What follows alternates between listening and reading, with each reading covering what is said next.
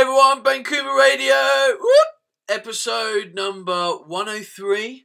Me and Rachel Guy are in the house.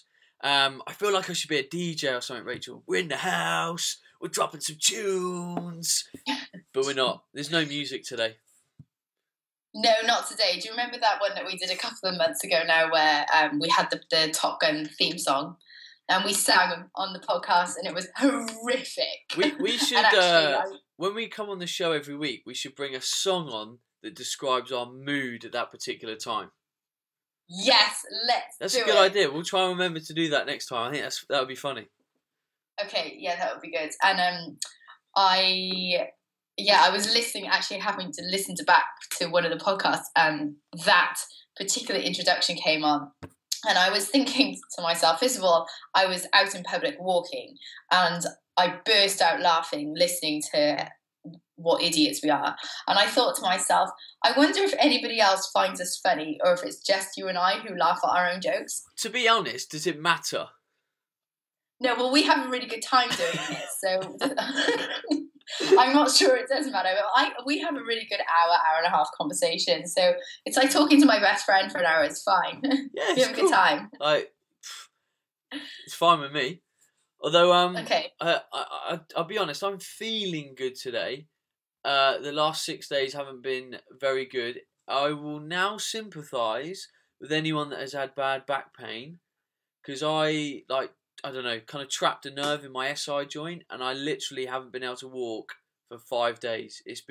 I literally haven't moved for 5 days. It's the worst feeling, isn't it? And like I talked last week about, I had this really bad bug, and I had a high temperature and everything, and it really does make you appreciate your health. And I think when you have an injury like that as well, you just cannot wait to get back to training, because it makes you appreciate a fully functioning body so much. I'm just upset that I've worked my ass off all off season for rugby, and my first game is this weekend, and it looks like I won't be able to play. No, but I saw an osteopath last night, and he's done some cool stuff, so I'm hoping that I'm on the mend. But man, backs suck because they just affect everything. Like I'd go to lift my leg, and I'd just be like, and the only thing, unfortunately, that's worked to get me walking is taking tramadol. Yeah. Which is obviously pretty potent stuff. Like nothing else touched it. I took codeine and just fell asleep. The worst thing with back pain, and sometimes, you do have to take some heavy painkillers to do that, because sometimes the worst thing with back pain is actually to sit on your ass and do nothing, because then everything just seizes up, and, the joints seize up, your hips then get stiff. So sometimes, it gets to the stage where, as long as you've been cleared by a physio or a chiro, that you're not going to do any more damage. Sometimes you do have to just get on the painkillers and just really just try to keep moving. Yeah. In these kind of instances, when people say, "Oh, Ben, would you take painkillers?" It's like when you get a little sniffle, would you take? I'd take like paracetamol, vitamin C, I'll just throw it all in, and of course, we might not take all these things that are potentially kind of toxic or dysregulate our physiology all the time, but when you need it, God, take it. Like, it makes you more functional, and also it's going to work to a greater degree because you don't take this kind of stuff usually. It's like paracetamol. I never take paracetamol. So when I want it to, it will kind of do its job because I never take it. So 100% don't feel bad for using this kind of stuff. Like, the medical establishment and what they've done for our health and what we can do is amazing. You've got to embrace it, but you've also got what we're trying to do is embrace the kind of, we'll call it the holistic side of looking after your body as well. We have to marry both the medicine and the traditional to get the most out of our body and our health. That's a very wise start to the podcast, Ben. Thank you, Dr. Ben. Well, as well as being amazingly funny, we're also wise. We are quite wise. We are fitness nerds, and it's cool. It's cool to be a nerd. I was having this conversation with somebody the other day, and it's funny. Like when you're in school, and it's not cool to be intelligent. It's funny. Like when you grow up, it's really cool to be intelligent. Yeah. And it's something that I love being intelligent. I think it's a fun thing to have under your belt, particularly when you look like a Barbie doll. I'm not saying that you do look like a Barbie doll, Ben, but some people might. But when you look like a Barbie doll, people always judge a book by its cover, and it's nice to sometimes surprise them. When I'm older, I want to be that guy where you go to the pub quiz and they're like, "I want you on my team." Yes! You're that guy that's just like an encyclopedia. But I think I'm going to have to start reading around the subject as I get older, because I don't really know a lot about many subjects. Like if you ask me about politics, history, geography, oh man, I'd suck. And then there's like TV. You always have that round of like TV. I am rubbish at that. I watch like 2 hours a week. I just have no idea what's going on. I have to say, I haven't ever been to a pub. Is this a bad thing? I don't think I've ever been to a pub quiz. I love a good pub quiz. It's funny. I genuinely can't remember once in my life where I've been to a pub quiz. Well, that's your homework, Rachel, to go to a pub quiz. No, maybe I'll wait till December when I'm back in the UK, and so I can go to a genuine British pub, and then I'll do a pub quiz around Christmas time. Okay. That would be fun. We'll try and do that. Okay, let's do that. I'm home, by the way, in the UK from the what is the date? It will be the December the 13th to the 19th. Just before Christmas, so I'm very much looking forward to that. So it's 5 to 6 days. I'm going to be based out of London, and I'm looking forward to catching up with some good friends and doing some shopping in New Bond Street. So I miss London. Anyway, enough about your social life. Oh, can I just mention one more thing? Obviously. I'm going to Hawaii on Thursday, and after that I'm going to Vegas for the Olympia to be on the stand for USN. So if anyone out there is going to be at the Olympia, please come and say hello to me on the USN stand. I'm going to be the only British girl. Actually, that's a lie, because I think Ryan Terry is going to be over there. But I'm certainly the only one from Australia going to support USN. Nice. So come and say hello to me on the stand at the Olympia. Cool. That's good very hustle. Cool. That's cool news. Right, let's do this podcast, man. Awesome. Okay, well, I've got a really cool question, first of all, from Thomas. Hi, Ben. Your show with Mark Coles on diet and training was awesome, as was the business one. You talked about using carbs intra-workout, something I've not done for many years also, as I have been believing that not taking carbs will burn more fat. How much do you play around with carbs intra-training, and what products would you recommend, or what carbohydrate is best? Thank you. Yeah, I've actually got this question in multiple different ways on multiple platforms all week, because obviously in the nutrition world we talk about so many different things, and we've obviously been talking about paleo and its application, or kind of the removal of foods, and then we've been talking about because for years and years it was all about carbs for energy, and then we started looking at fats and how they were integrated into health and the importance of it, and kind of carbs got demonized and stuff. So there was a comment in his question where he said, I haven't been taking carbs because I believe it burns more fat. Now, if you don't take carbs pre-workout, or generally in the build up to your workout, then yes, you will burn more fat as a fuel substrate, because your body will be more geared up to metabolize fat in the mitochondria for energy. But like over the course of a 24-hour period, we have to look at the research on this in the fact that over a 24-hour period, what you do in that 24-hour period is the most important thing. So if you are training, you're in a calorie deficit, and there is a net energy loss, then you will lose weight. And that weight will come from, essentially fat tissue, potentially some muscle tissue if you're doing some things wrong. So I think we do need to get out of this thought process that if I eat loads of fat, I'll burn fat and, I will accelerate my fat loss. That kind of doesn't really seem to be the case. Although there is some research that shows that higher fat diets do seem to have a bit of a metabolic advantage and lead to shorter term fat loss. But that stuff kind of equals itself out longer term. So a lot of that might be, kind of water weight and things like that. But, that aside, let's look at this intro carb thing. Now, obviously, Mark came at that comment or that topic from an angle of what is optimal.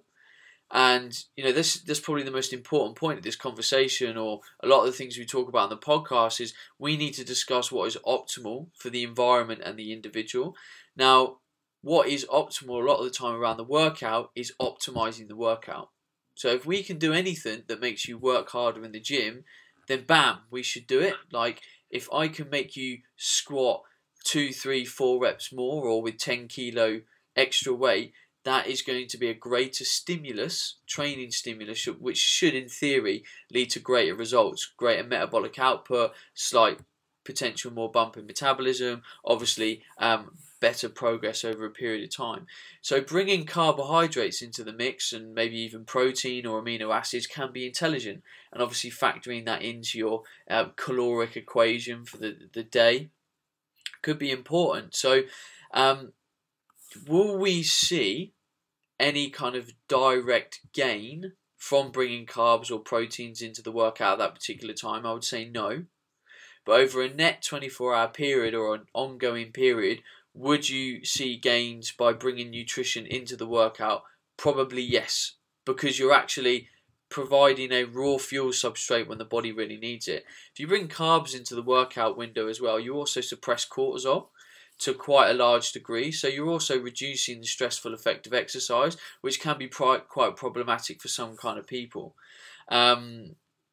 So part of Tom's question was Tom, wasn't it? Yes, Thomas. Yeah, part of Tom's question was what product would I recommend?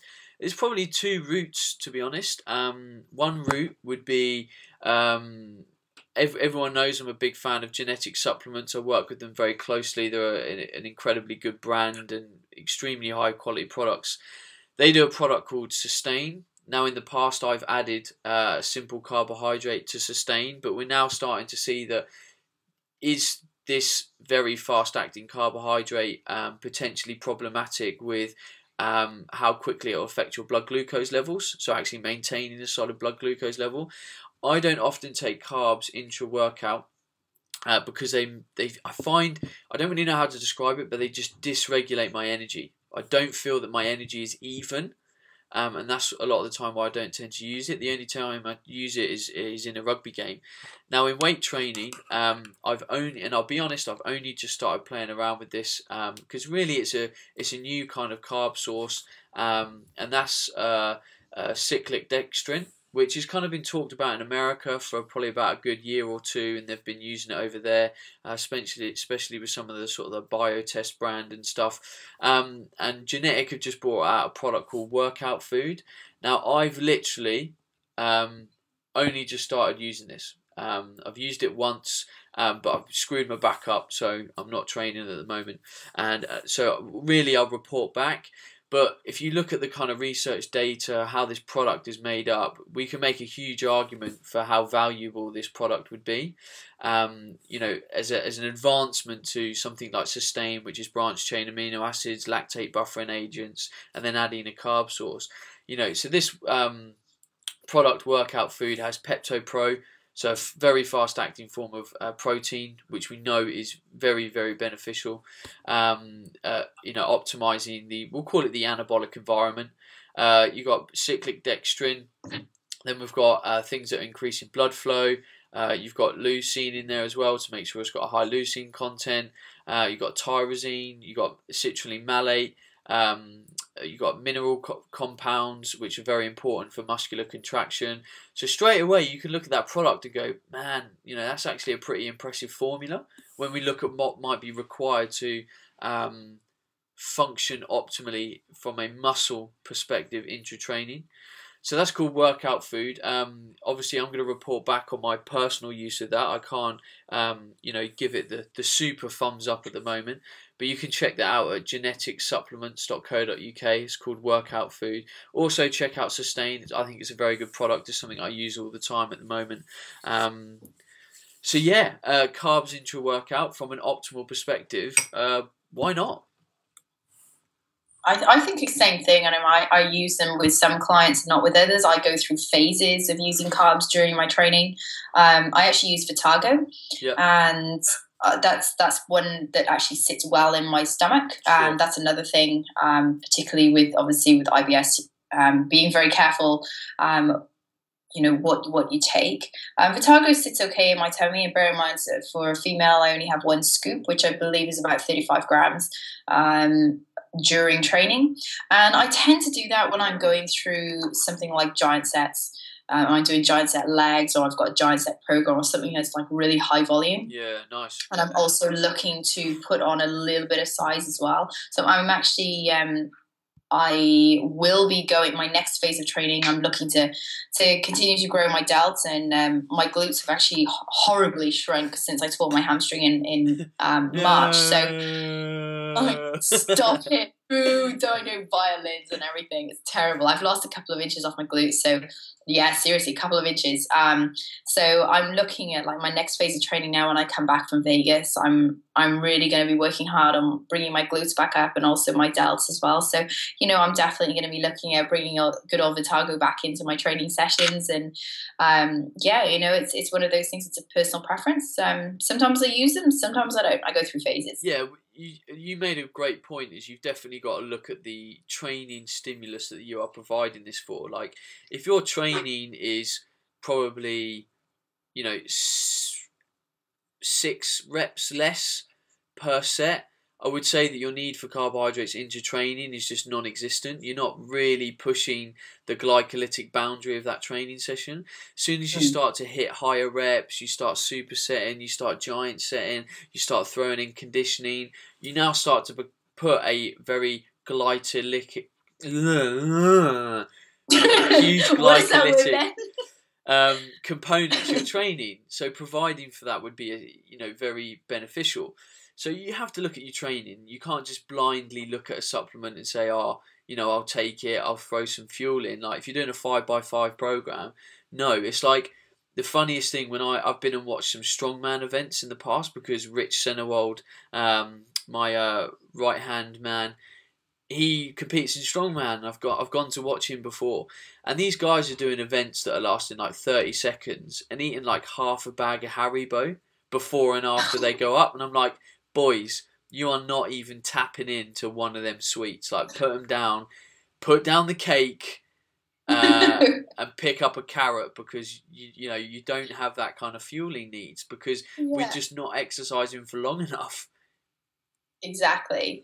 No, and I have to say, you know, I think that women are, like, I'll bring this up now, and I think women are definitely guilty of this. And this is fasted training, or certainly going to training with very little food in you, or not just food, very little substrate in you. So, you know, there's girls who get up in the morning and they think that obviously by working out, you know, they're going to burn more fat on an empty tummy.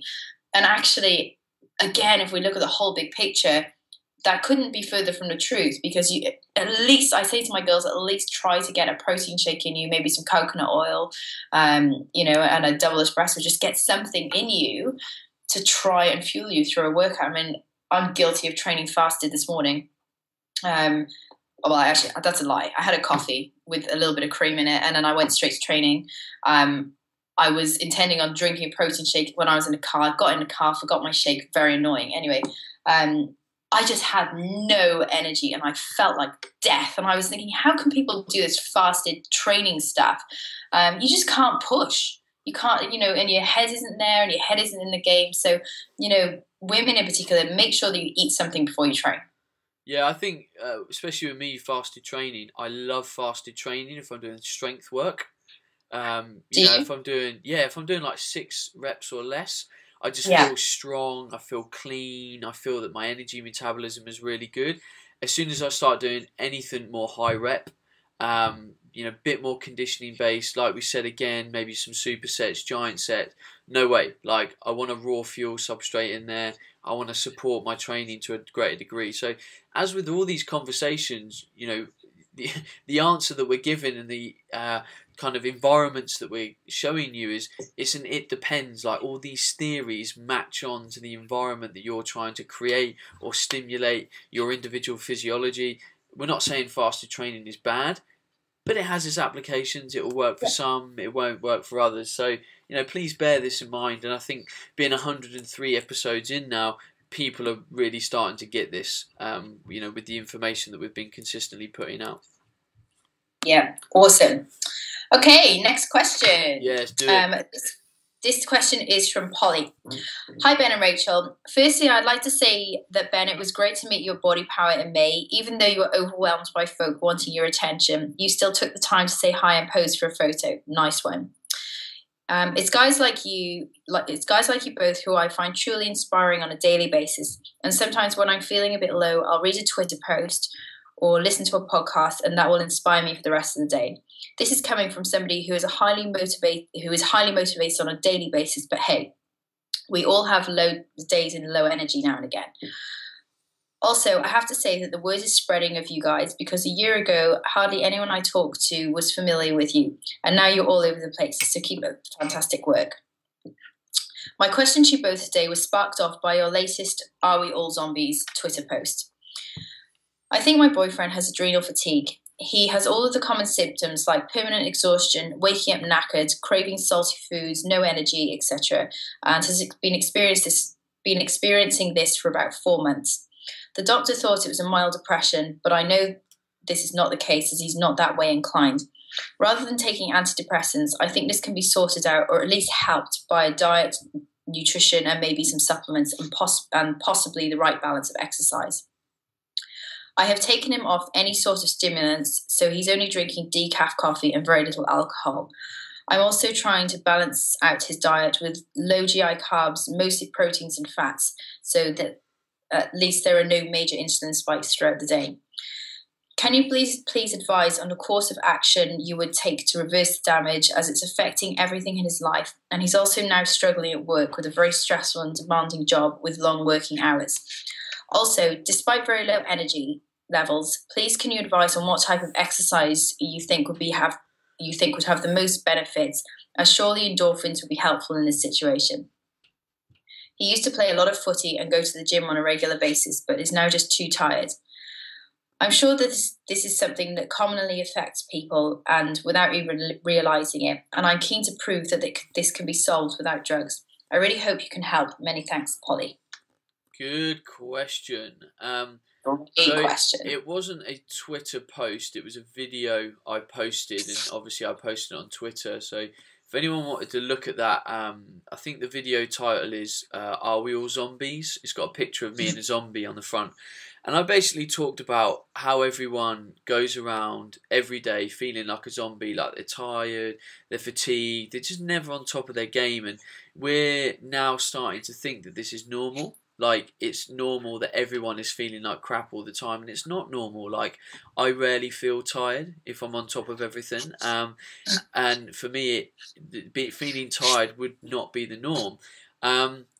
So, you know, let's just go right in and tackle Polly's question. Firstly, thanks for the compliments, very kind. It was great to meet you too. I love meeting people at the kind of events that I attend. But in terms of, you know, adrenal fatigue, it's really important that everyone understands that this can take quite a long time to rehab. It's not something that's going to take a month or two. It will take a long time to really get on top of your energy levels and your well-being. And, you know, this is to reason. Like, people do this over the course of 20 years. It's just like, you know, putting on tons of fat. Like, this stuff doesn't turn itself around overnight. Now, the first thing I want to point out is that if anyone has adrenal fatigue, one of the key ways that they're going to get some kind of energy or some kind of feeling of well-being is from caffeine.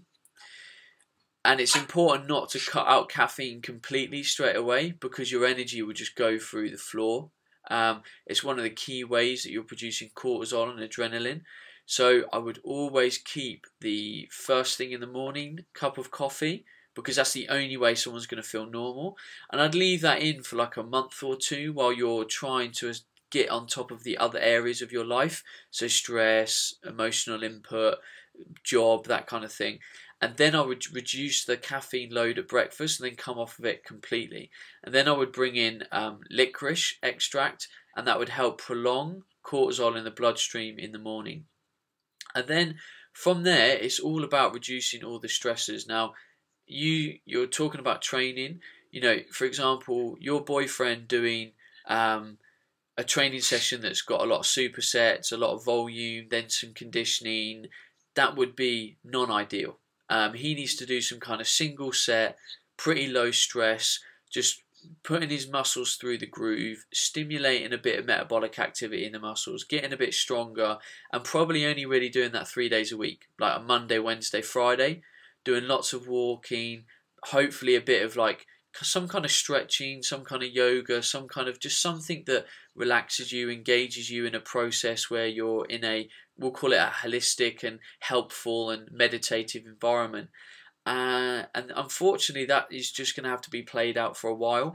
When he starts to feel on top of his energy, when he starts to get a better quality sleep pattern, then you can start to ramp things up slowly. I think it's essential that he has some kind of magnesium-based supplement.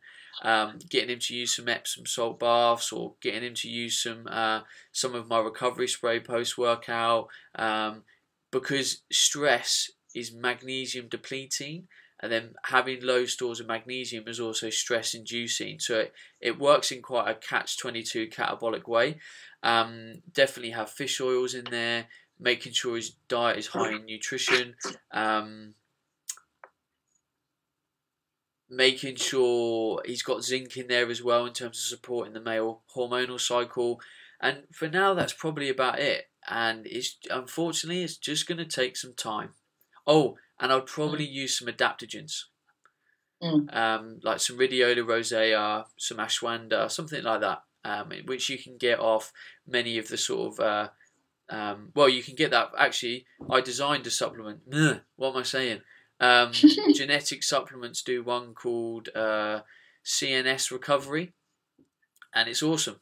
It's freaking brilliant. It's got vitamin C in it, a blend of 4 different adaptogens. It's very, very good, and I love adaptogens. It's one of my favourite supplements. I think, a lot of people, by the time they have adrenal fatigue, we've talked about this in a couple of podcasts ago, the type of people that tend to get and have adrenal fatigue tend, I'm not saying this is a global thing, but tend to be the high flyers. And in which case, when they start to feel a little better, and I'm totally guilty of this, and I've had adrenal fatigue twice, quite seriously. When you start to feel a little better, you then increase the intensity of the volume of your workouts. A few more things creep into your day, and lo and behold, you're back to square one. So we did mention this on a podcast a couple of weeks ago, where we said to somebody, how much is too much? And the truth is, it's what your body can handle and basically still get better. So in the case of adrenal fatigue, less is more. You really, really want to start taking care of yourself, and obviously eating. Polly's being a very good girlfriend and making sure that he's got a, good balanced diet, and, eating nourishing, healthy, whole foods. All these things and self-care and love, they're very important. Yep, definitely. If I've actually got the ingredients up, so that product, I designed that for genetics. It's got ashwagandha, Rhodiola rosea, vitamin C, magnesium citrate, selenium, zinc, and holy basil. So when I design that, I just look at getting all the best adaptogens in, getting things in that help clear cortisol out of the bloodstream, supporting the ATP cycle, and supporting hormonal function, which selenium and zinc play a vital role in. So I'm going to be honest, and I'm going to give myself a high five. Yeah, it's a great product, and it's something I cycle on and off, especially in the rugby season. Because it can get pretty, it can get fairly intense, and sometimes it does, it takes its toll, and you start to feel a little bit run down, especially when the weather gets pants.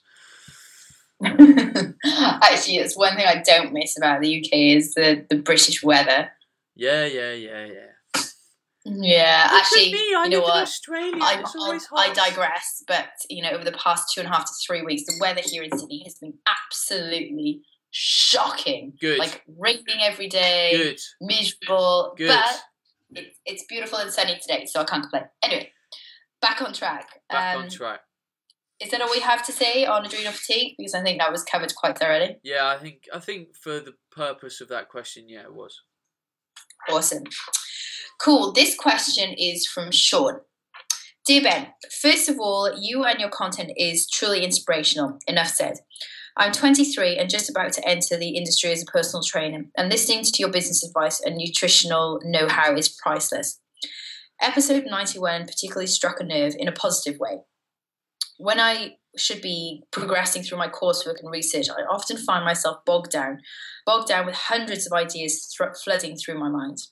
In this episode, you spoke about community projects. Well, these ideas of mine, coming from the fact that I'm not even operating in industry yet, are so far above my station, I feel they're a burden. Exciting though. I'm spending my summer working for NCS, a scheme based on social interaction and inclusion through personal, communal, and physical challenges for 16-year-olds. But the ideas I have are based on what I feel are the issues that we face in this modern world, and why we have huge amounts of money put into bariatric surgeries for children, when that's just evading the problem. Bariatric surgery, such as gastric band, is just like methadone for heroin addicts. It achieves nothing. I want to set up classes so that kids can cook clean, healthy foods for themselves. Classes to educate parents, after all, parents are the ones who put food in their kids' mouths, to create and cook colourful, nutritious foods that kids would love to eat. I would set up postural workshops in schools and communal settings, not only to improve posture, but to look and feel confident through posture workshops on how to listen to your body and feel good. I also spent time in Uganda, West Africa, where I observed a poverty-based diet, and I wish people to alter perceptions of their diets, implement charity and I can never say this word, philanthropy-based schemes. Stop laughing, you can't say it either. Philanthropy. Philanthropy. It's like, oh God, I can't say it. Don't make me say it again, that P word. Philanthropy-based schemes to literally benefit the world. Where do I start? If you could possibly spend the time to tell me where to begin, any advice or just any acknowledgement of my frustration would be greatly appreciated. Thank you, Sean. Oof, good question. This is cool, and it's really nice that episode has obviously resonated with someone and people are thinking that way. The next question actually kind of builds on this, but in a slightly different way. So it's cool that that's resonated. I think one of the things I want to highlight straight away is that he mentioned that he feels bogged down with these kind of ideas and almost like he doesn't know what to do with it. Now, when you kind of feel ambitious and you want to do things and you want to progress with things in your life, but you've obviously got to go through certain processes, like you're in a certain environment. So at the moment, it sounds like he's in more of an educational environment. So he's got to study, he's got to do his coursework, maybe a degree, that kind of thing. And obviously, Sean's thinking ahead of himself, well, when I finish, I want to do this and I want to do that. And that's great, but you can't allow those thoughts to kind of bog you down or make you feel bad that you're not achieving the other things that you want to do. My mind personally is a dangerous place. Like, I get ideas on a daily basis, and I want to run with them all the time. I've got loads of ideas. I just want to make them happen, and obviously it's not possible. So that's why I have loads of boards in my room. I have 2 project boards, and straight away when I have this idea, I just write it on the project board. I write the title and just like a little few keywords under it to remind me of how that kind of idea is structured. And I've dumped it. I haven't lost that idea, but it's in a place that I can come back to. So I can stand back and I can look at my projects board and go, either one or two things. I can go, nah, that's a crap idea, I'm not going to do that, or I've actually got some time at the moment, I'd like to pick that project up, I'd like to make it work, I'd like to implement it. So, if you're listening to this, Sean, hopefully you are, and other people, get a project board. Don't have a little notebook. I don't like notebooks. I like to visualize. Like, have a board on your wall, write these things down, and kind of bank them. You're not leaving them, you're not neglecting them. You're just going to pick them up when the time is right. And then, I suppose, the other thing of where do you start with these kind of projects, it's amazing how much government funding is actually around to support these projects. But you've just got to be able to write a good proposal. And I did this when I was at university. I wrote a proposal for elderly people to be doing more walking in the community spaces.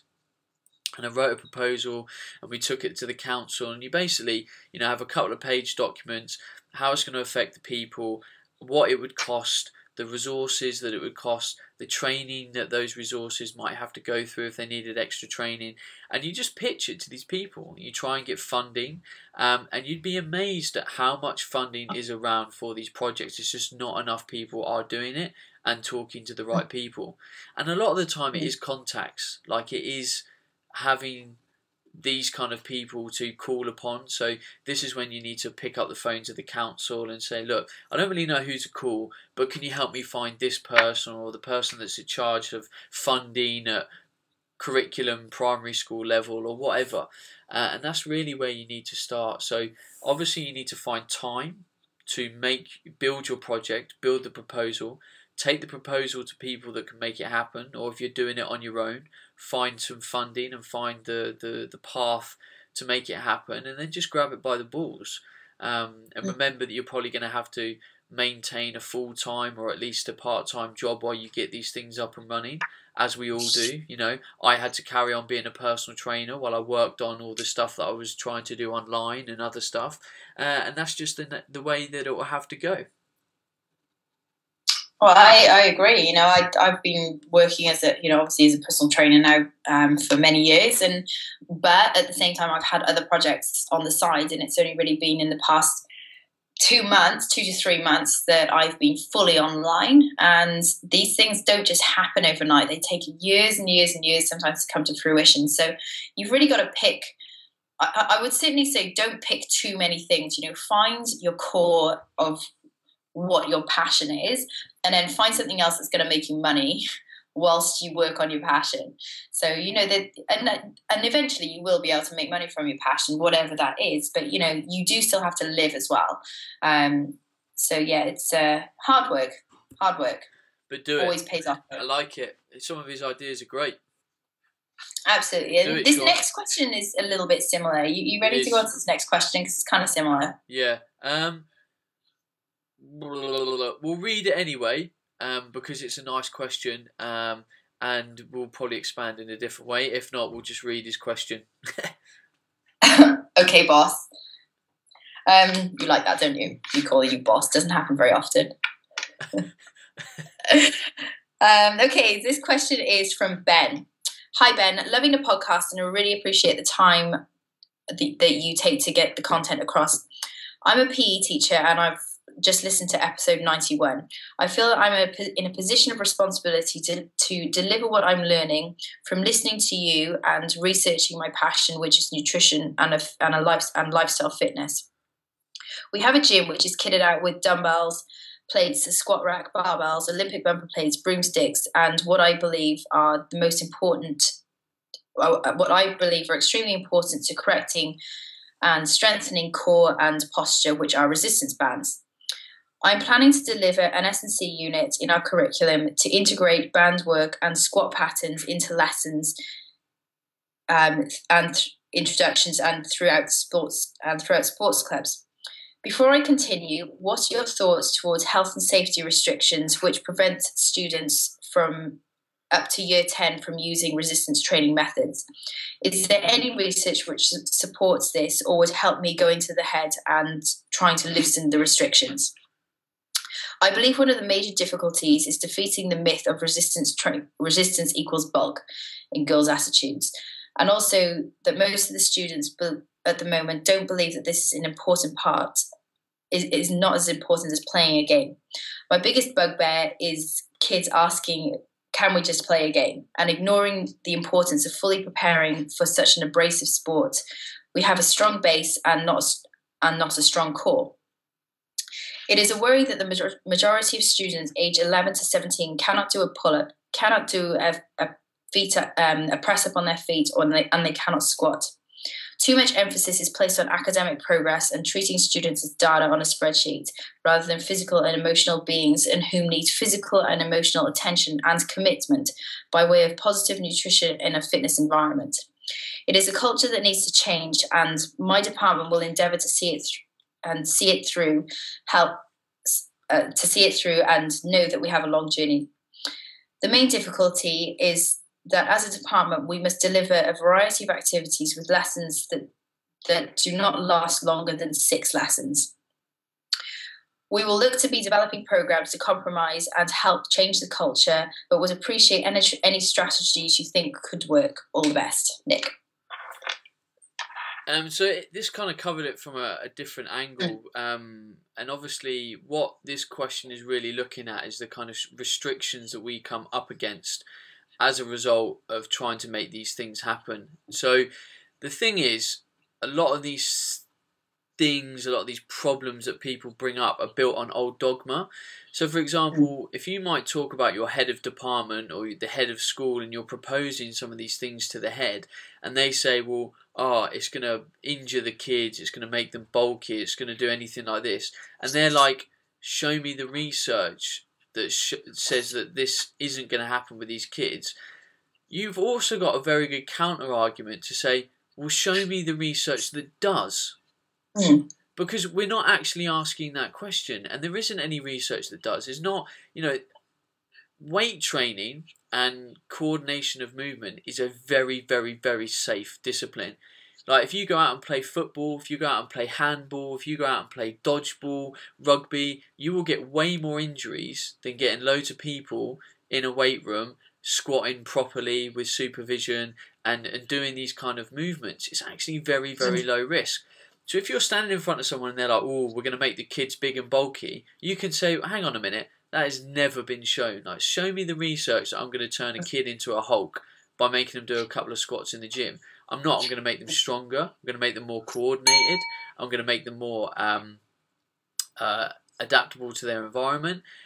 Just loads of positives. So I think we actually just need to counter the arguments that we come up against more, probably not intelligently, but a bit more with kind of common sense. Like everything has to be thrown around with research, yet none of these people are showing us research to the contrary. So I think you need to maybe do a couple of these sessions. Get your head to come down and say, look how the kids are moving, look how they're benefiting, get some feedback from the kids, show that it's working, show it's doing of benefit. But I just don't think there's as many restrictions as people think there is.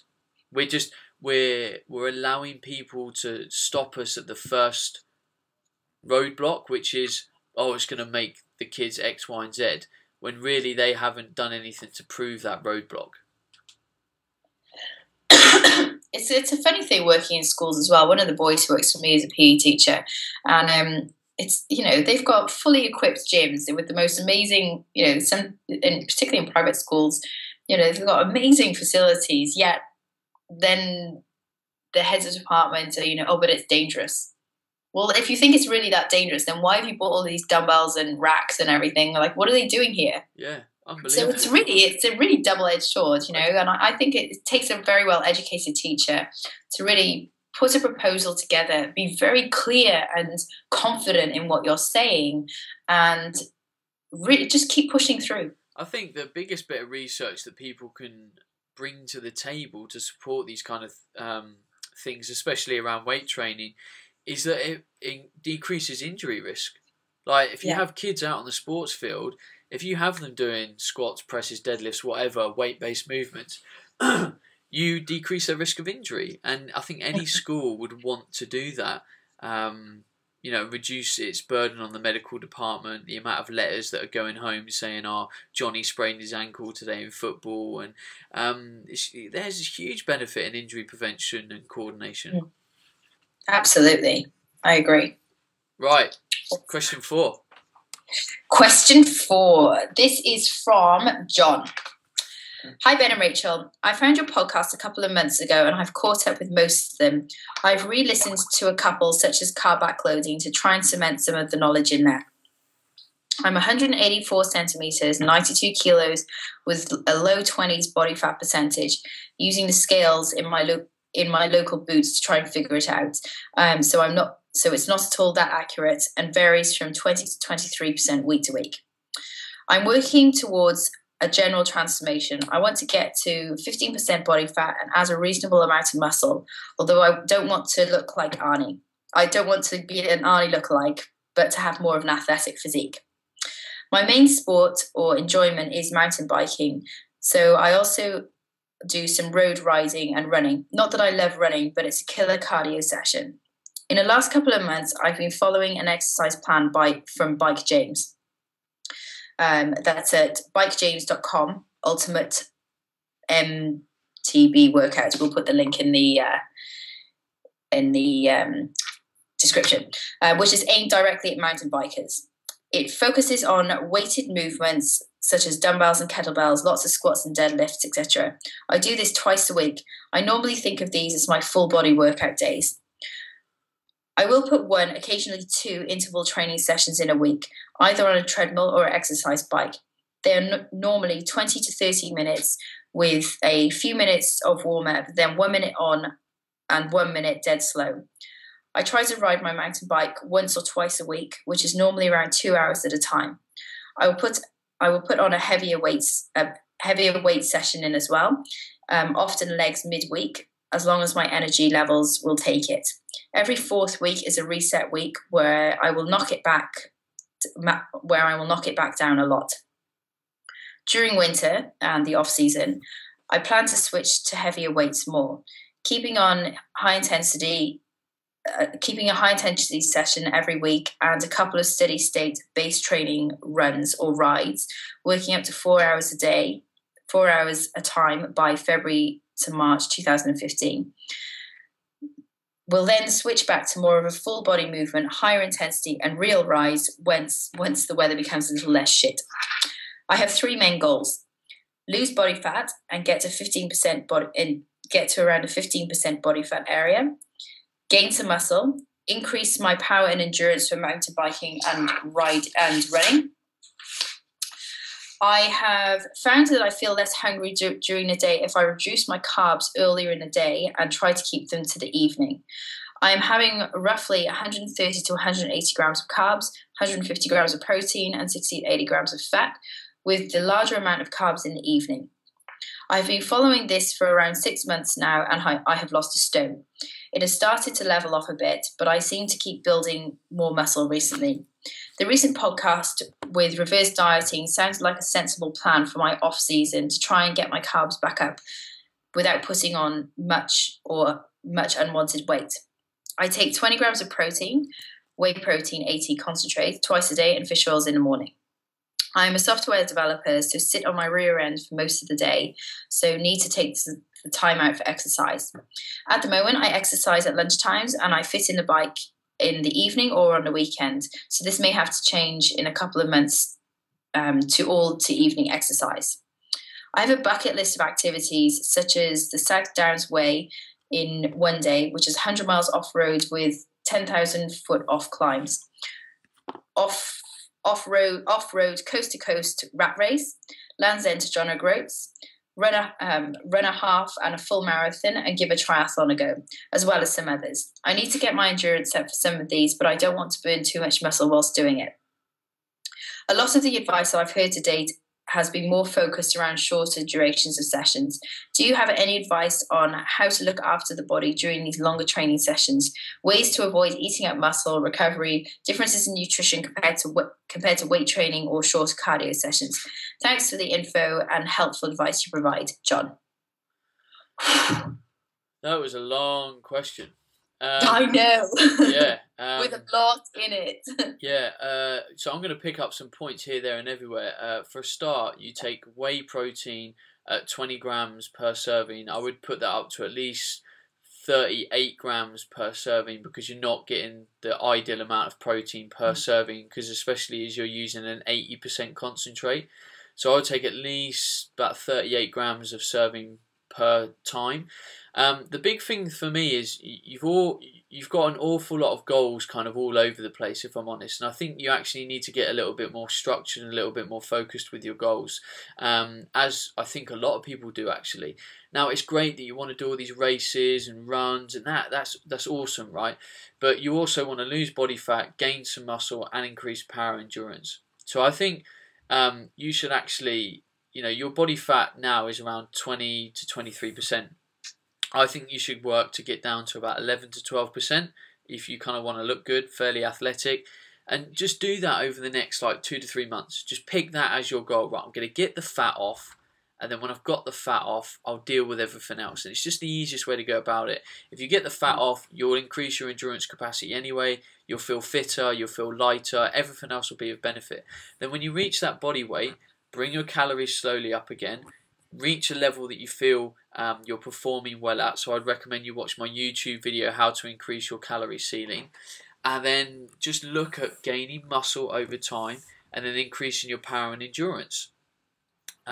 You're obviously going to have to maybe drop some of the HIIT sessions and maybe another one of the weight sessions so you can get out on the bike more. If you want to be good on a bike, if you want to be good on endurance, you've got to get on the bike. But the most important thing for you to kind of provide for your muscle mass, you said one of the things you don't want to lose is muscle and you want to provide for your training. Well, you need to get geeky about how much energy you're expending. And you need to provide for that calorically. So I did some quick maths while Rachel was reading that question out, and it looks like you're only really taking on board around 1900 calories a day. Now I get that you sit on your ass all day, but you're doing a fair amount of training. Like you're training most days to a decent intensity by the looks of it. And 1900 calories is, pretty low. I would say that's too low, and I think that's why you might be have stalled in your weight loss. So I think you mentioned a reverse diet. You might actually need to reverse diet back up again for about 6 weeks and then start trying to lose fat again. Because if you're at 1900 calories now and you're losing fat, you're going to have to drop that to like 1700, 1600, and you might find that you just end up dropping your performance, your sleep suffers, you lose a bit too much muscle mass, and things generally just suffer. I launched a video this week just gone, that talked about this. It talked about why being too low on your calories can be dangerous, how you can recalculate it. So look at my latest video on YouTube, it will help. So increase your calories, focus on your goals, get a lower body fat percentage, and then work on the other stuff. Because otherwise, juggling, it sounds like you're juggling too much at the moment, and you're generally at a plateau. And I think one of the reasons you're at a plateau is you have too many goals. I have nothing further to add. It's exactly what I was going to say. Too many cooks spoil the broth, and yes, we need to very much simplify things. As I was reading this, I was trying to listen as well and trying to take it all in, and I got to the stage where I was like, whoa, way too much going on here. Let's just pick one thing at a time, and I think people are a lot more successful that way. Having very clear, concise, and set goals. Yes.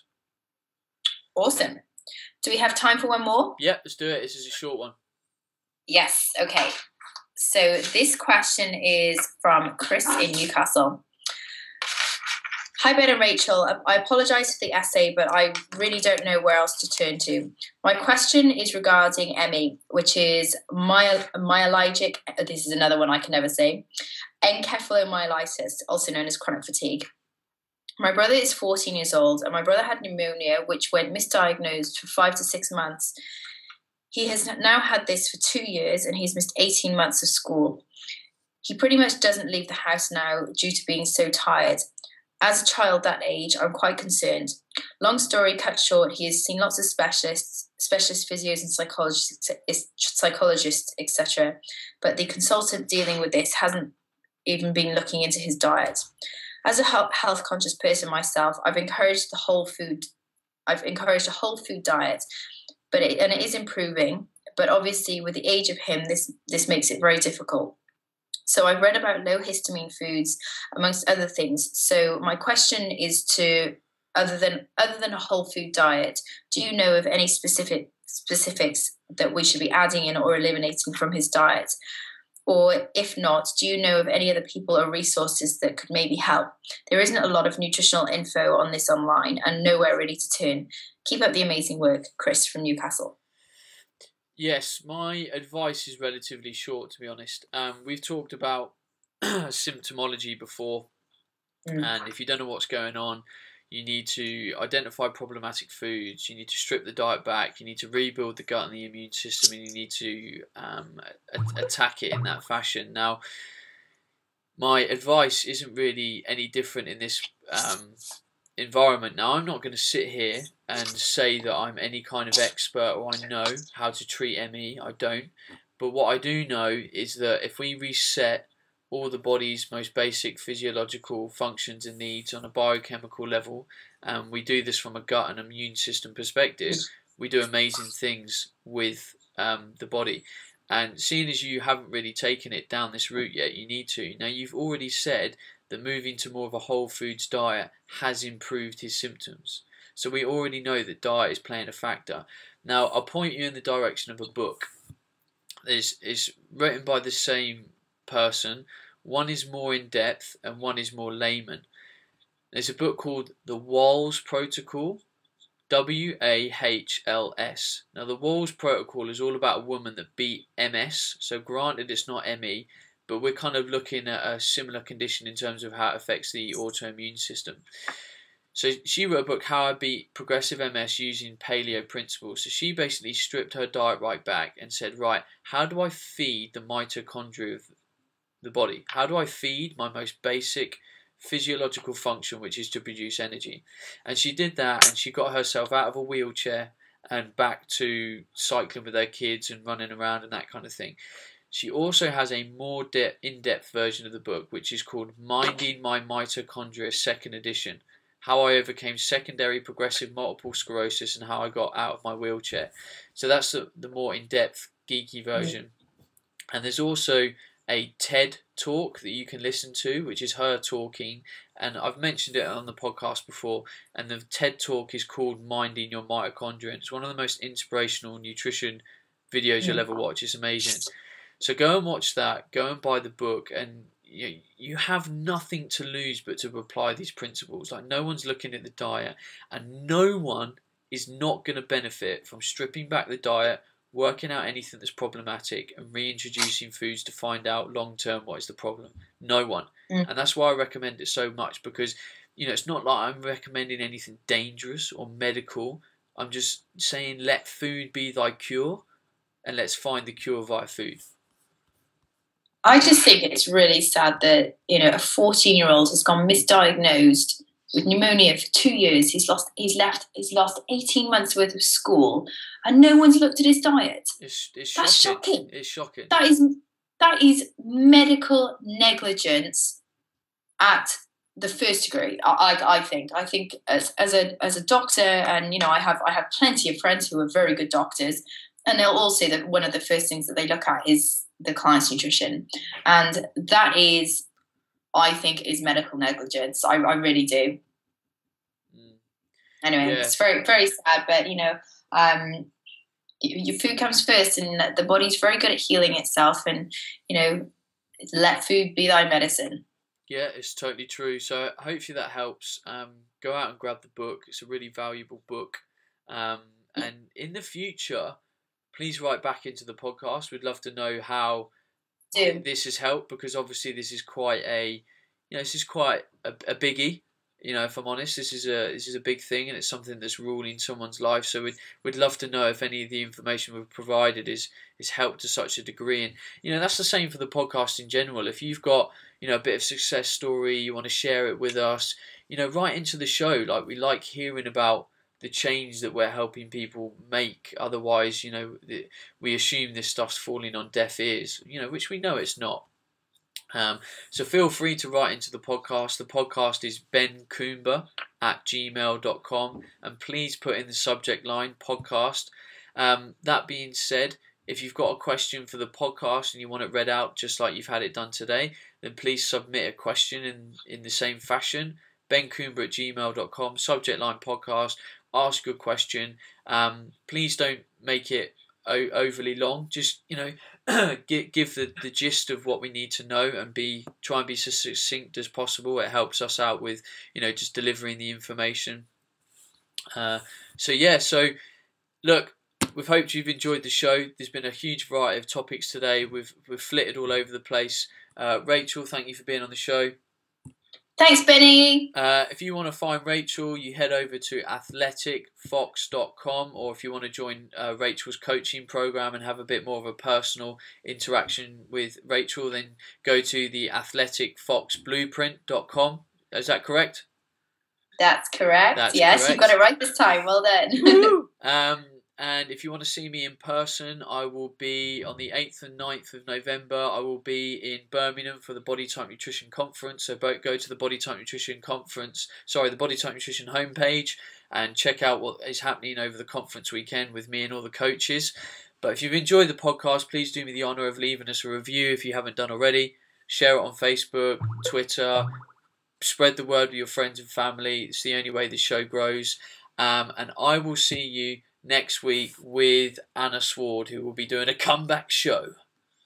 Awesome. We'll say hi to Anna. I will. So that is goodbye from me. And it's goodbye from me, and have a fabulous week. I'll chat to you very soon. See you later, kids. Ciao. Hey everyone, Ben Coomer Radio, episode number 102. This week is very much, I would describe, an in-house show. I am sat here with Alexander Manos. Alex is our functional medicine practitioner here at Body Type Nutrition. He runs the lab.